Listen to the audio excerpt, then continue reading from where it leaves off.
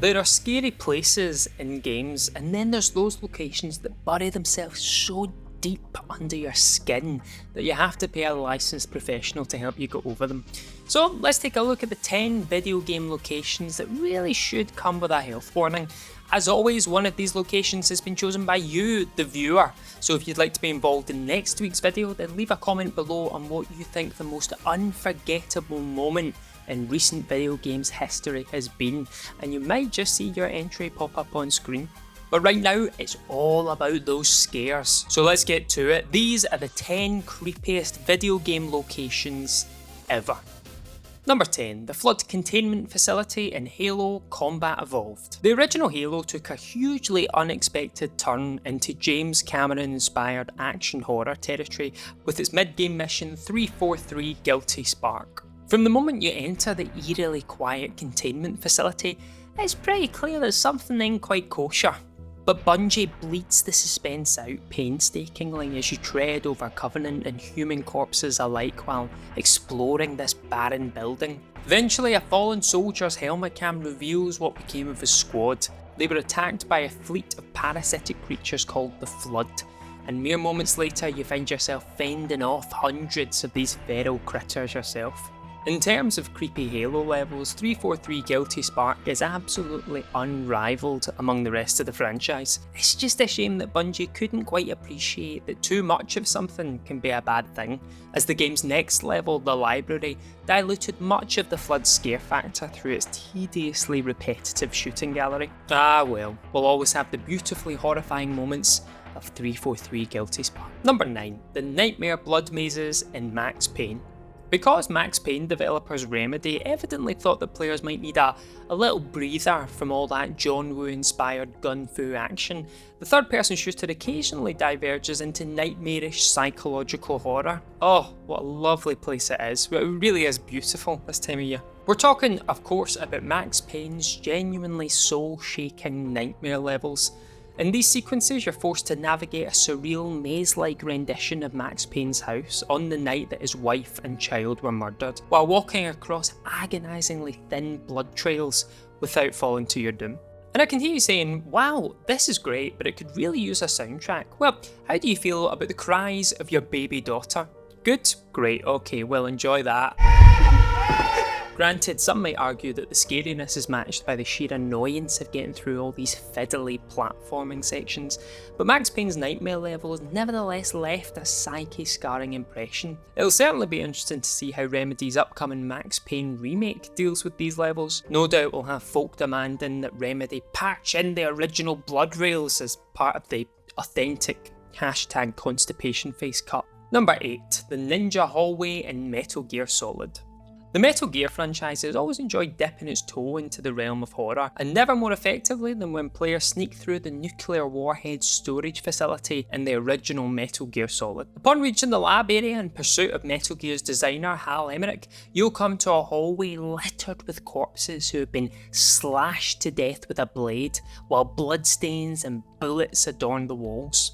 It's a sight that looks more at home in a Resident Evil game, and yet because it's apparently not sublimely creepy enough, you then need to walk through the gore-soaked hallway yourself, soaking those beautiful sneaking suit boots, only to see the one remaining troop get cut down by the culprit. A cyborg ninja equipped with a state-of-the-art cloaking device. Just another Tuesday in the Metal Gear universe, really. Everything about this area is just a giant mood. The ominously long hallway, the eerie quiet in the wake of the cyborg ninja's massacre, and that spine-tingling music. Just another example, really, of Kojima's mastery of whatever genre he puts his mind to. Number 7, Bellevue Asylum in Fahrenheit. Quantic Dream's Fahrenheit, or Indigo Prophecy in the States, may devolve into riotously unintentional comedy long before the game's end, but nobody was laughing when they were left to their own devices in a psychiatric hospital just as the power goes out. While controlling Detective Carla Valenti, players head to Bellevue Asylum to investigate the Central Diner murder, and after learning about ritual killings, the asylum suddenly loses all power. Great timing, thanks for that. In addition to plunging into darkness, it causes all the inmates' cells to spring open in what definitely feels like a lawsuit-worthy health and safety oversight. And so you're now forced to take part in a deeply unnerving minigame where Carla tries to walk through the asylum while controlling her breath and avoiding detection by any of the murderously unhinged escaped inmates.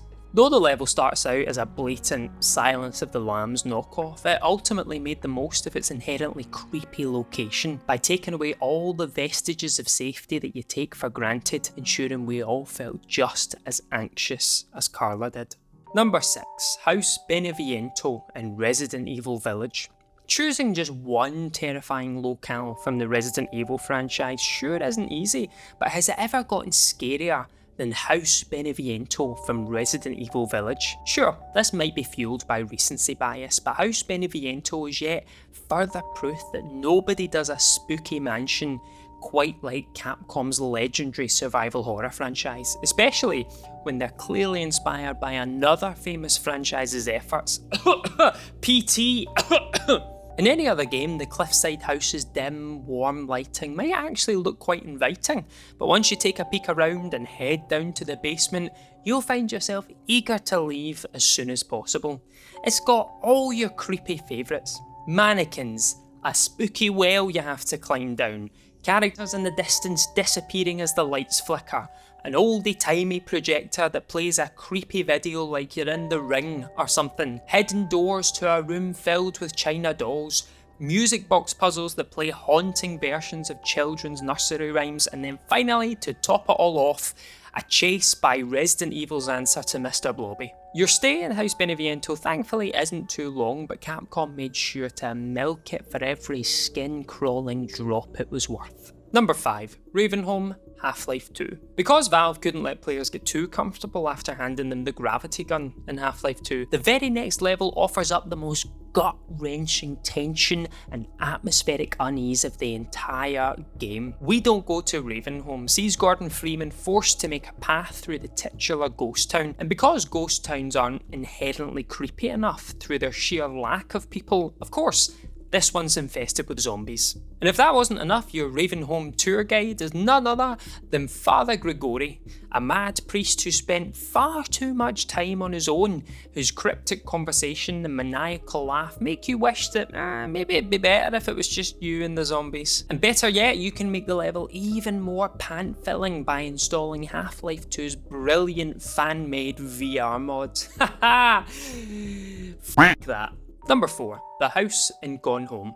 The unnerving genius of walking simulator Gone Home is that developers the Fulbright company let players do most of the scary legwork themselves. Most just assumed that a game in which players explore this empty rural family home would eventually give way to some sort of supernatural scare. And so for most of Gone Home's 2-hour playtime, players are tensely turning every corner in the house, just waiting for the shoe to drop and the horrific stuff to show up.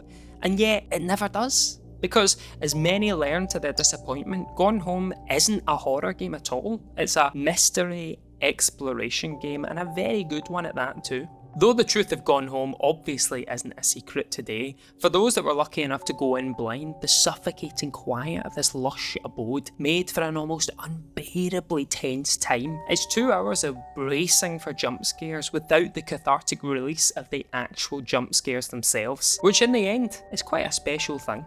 Number 3. The Hotel Basement, The Last of Us. As much as The Last of Us Part 2 took the franchise to jaw-dropping new heights, the series' most pulse-pounding moment still occurred in that original game. Yes, of course, we're talking about that damp, dirty hotel basement. While passing through the hotel in Pittsburgh, Joel gets separated from Ellie, leaving him to press on into the basement area, where, after fighting through a fleet of clickers, he finds a generator. But if video games have taught us anything at all, it's that anything that could resemble a beacon of hope is almost certainly going to have some caveats attached. And in the case of The Last of Us, it's a big, gross, pulsating, nauseating caveat. Because you see, activating the generator triggers a wave of clickers to come your way, including a mighty bloater. And given the claustrophobic, winding nature of the basement's doors and halls, it's incredibly easy to get boxed in and killed. It's potentially as nerve nerve-wracking as The Last of Us has ever gotten, and so it proved slightly disappointing that HBO's brilliant TV adaptation excluded the sequence altogether. Ah well. Fingers crossed for a Season 2 appearance. Number 2. Mount Massive Asylum, Outlast. And now for our user entry from @Andrew's YouTube, who has chosen one of the most cursed places in video game history, Mount Massive Asylum from Outlast. From the moment Miles Upshur spots the shadow of a creepy patient standing in one of the windows, he really should have just hit the rewind button and got back in that lovely Jeep of his. But oh no, let's climb through this open window, he says. Let's enter this room, he says. What's that? An abundance of severed heads on shelves? Well, my life might be over, but at least the psychopaths here are well organised. The asylum's decayed, blood-stained walls and the constant flickering of lights creates a chilling atmosphere, matched only by the deranged patients, some of which attack and chase you, some of which are just chilling watching static on the TV, which I definitely would prefer over the Big Bang Theory. The eerie sound design filled with distant screams and unsettling whispers keeps you on edge as you uncover the horrific experiments and deep psychological trauma that has been occurring here over the years, ultimately making Mount Massive Asylum an experience that should only be dared by those with the strongest and most reliable of bladders. Number 1. Toluca Prison, Silent Hill 2. You know, you could throw a dart and basically pick any area from any of the Silent Hill games and it'd be a worthy addition to this list. You could probably just say the entirety of the town itself. But if you pressed us to get a little bit more specific, we'd maybe name Silent Hill 2's Toluca Prison as the most unnerving of the lot. In terms of art direction and sound design, gaming has arguably never done it better.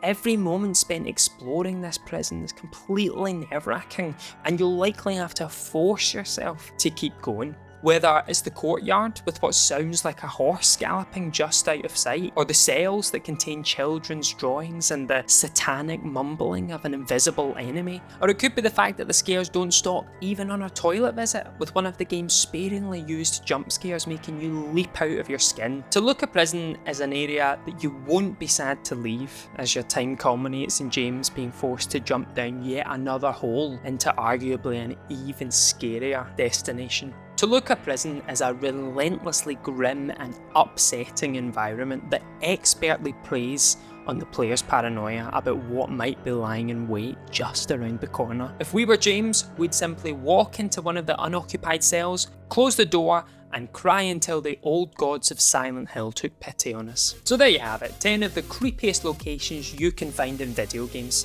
Is there any that we missed? Yep, there absolutely is, because no one mentioned PT, but if there's any others then feel free to stick them in the comments below. And don't forget to leave your suggestions for next week's video, where we are looking at the 10 most unforgettable moments in recent video games. I've been Nathan, this has been the Future Game Show, and please don't have nightmares tonight. If you're prone to them, maybe leave a wee light on, okay? Look after yourself. Godspeed.